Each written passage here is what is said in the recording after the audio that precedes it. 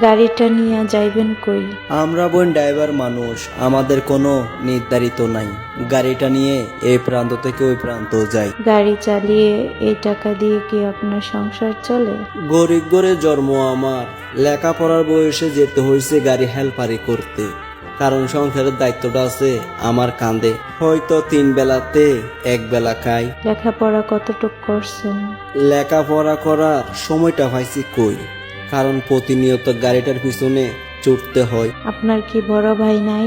যে আছে, বিয়ে করে সেপারেট হয়ে গেছে, আর আমি আছি বর্তমানে আমার মাকে নিয়ে। হলে আপনার জীবন তো অনেক কষ্টের। যদি মা তাকে পাশে, হাজারো কষ্ট বলতে পারি হাসি মুখে। বিয়ে করছেন? বিয়ে করার সময়টা পাইছি কই, কারণ দিনরাত গাড়িতে থাকতে হয়। তাহলে আমি কি আপনার জীবন সঙ্গী হতে পারি? তাহলে আমার একটাই দাবি, আমার মায়ের মনে কষ্ট দিতে পারবেন না চিরজীবন ভরি।